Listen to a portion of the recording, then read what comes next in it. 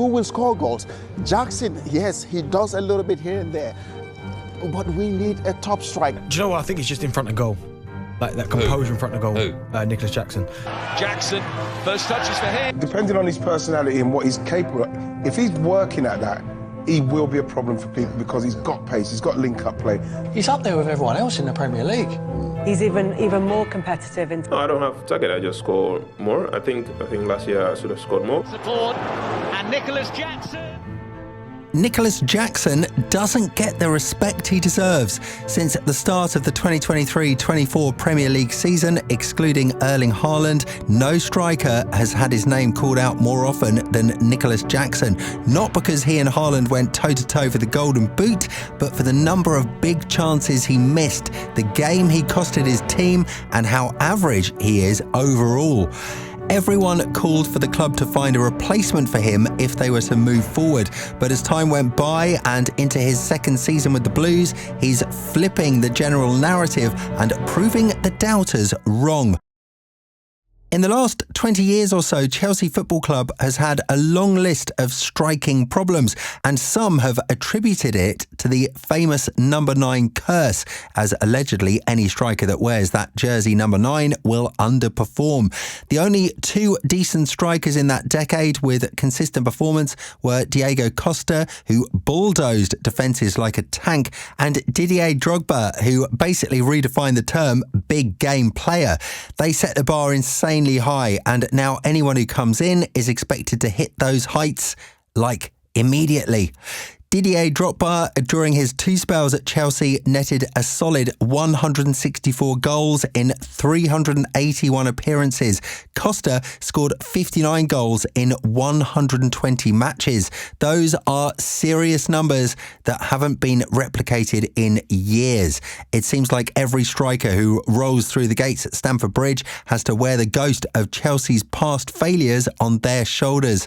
You've got guys like Andrei Shevchenko, Fernando Torres, Alvaro Morata, and even Romelu Lukaku. Players who arrived with sky-high expectations, only to leave with a reputation that took a bit of a hit. Tammy Abraham, who hit the ground running in his first season by scoring 15 goals, was traded after only a couple of seasons. And there was the German duo of Timo Werner and Kai Havertz. To cut the story short, they are now playing for different North London sides. Now, Nicolas Jackson is walking into that same pressure cooker, expected to succeed where most of those names couldn't. Surprisingly, Chelsea wasn't the English team that Nicolas Jackson could have played for. In early 2023, Villarreal agreed to a £22.5 million deal with AFC Bournemouth for the Senegalese striker, only for him to fail his medical due to hamstring issues. It was a big blow to his Premier League dreams, as he had worked a couple of years to make his way up to the senior team and earn a record move to the EPL. Starting with Villarreal's B team, Jackson helped them get promoted to the second division by netting 7 goals. He was rewarded with a promotion to the first team, and his La Liga debut came in October 2021. It didn't take long before he opened his scoring account in the big leagues, hitting the back of the net in a 3-0 away win against Real Valladolid in August 2022. He showed signs of being a decent player, and Bournemouth came calling before the deal collapsed. But Jackson didn't let that hold him back. After getting back on the pitch in March 2023, he went on an absolute tear, scoring 9 goals in April and May, including some impressive braces against Celta de Vigo, Athletic Bilbao and Cadiz.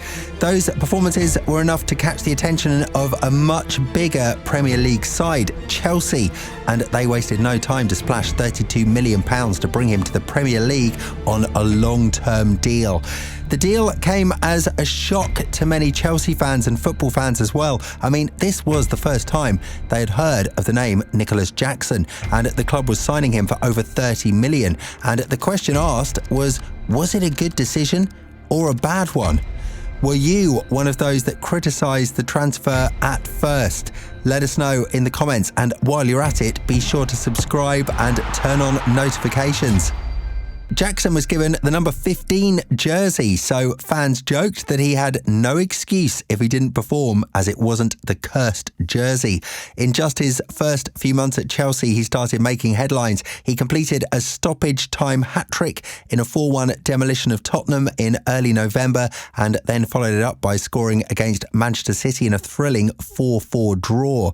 By the end of the year, Jackson had already recorded 7 goals and 2 assists. Not prolific, but decent, especially when you look at the fact that Chelsea's highest goal scorer in the previous season, Kai Havertz, had only 7 goals in all competitions.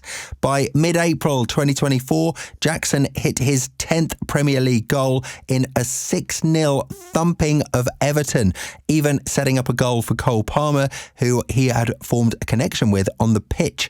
That made Jackson and Palmer the first Chelsea duo since 2017 and 18 to each hit double digits in league goals for the season. But all through the season, Jackson was the subject of numerous criticism for his misses. Sure, he does get the goals, but it's a case of how many he missed before he scored, especially in crucial games. It became glaringly obvious when Chelsea had a narrow 1-0 loss to Manchester City in the semi-finals of the FA Cup. Jackson, unfortunately, was in the spotlight for all the wrong reasons. Despite putting in a solid shift, he missed a handful of key chances, including some questionable decisions in front of goal.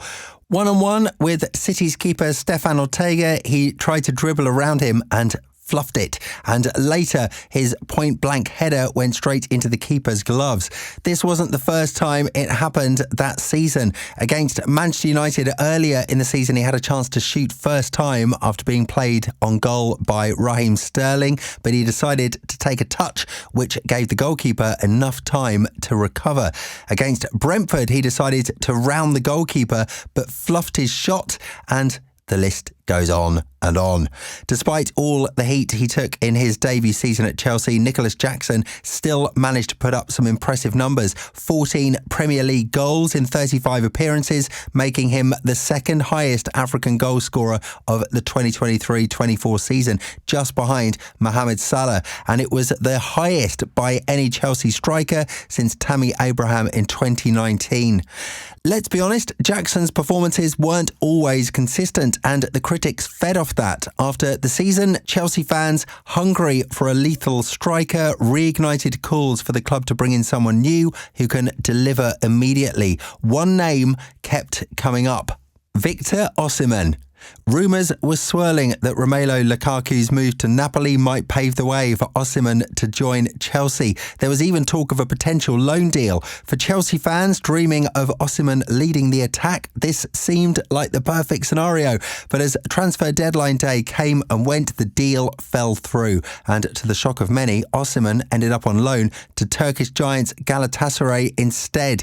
Victor Osimhen, now a Galatasaray player, on loan until the end of the season. It was pretty much surprising because the club had a wild transfer market, bringing in at least 10 players, but they couldn't get the one thing the fans hoped for: a good striker. For Jackson, though, this was a blessing in disguise. With Osimhen not coming to West London, Jackson remained Chelsea's go-to striker for the 2024-25 season.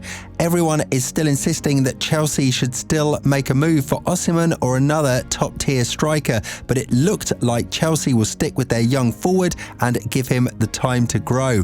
The club's belief in him was cemented in September 2024 when Jackson signed a 2-year contract extension, keeping him at Stamford Bridge until 2033, a 9-year contract. Clearly, Chelsea see something special in the Senegalese forward, and looking at the stats, they might be onto something. Since the start of last season, Jackson has netted 18 non-penalty goals across all competitions, more than some big names like Sonny, Dominic Solanke, Alexander Isak Kai Havertz and even Mohamed Salah. Yet as good as those numbers are, they could have been even better. Jackson's been a bit of a hit or miss in front of goal, and the numbers back it up. Last season, he missed 24 big chances, ranking third in the league behind only Erling Haaland with 34 and Darwin Núñez with 27. Of course, this hasn't gone unnoticed. Even at the start of this season, Jackson faced heavy criticism for failing to convert chances in Chelsea's 2-0 loss to Manchester City. Former Chelsea player John Obi Mikel didn't hold back, saying, "I don't respect him, but at Chelsea we need a top striker who can get us goals."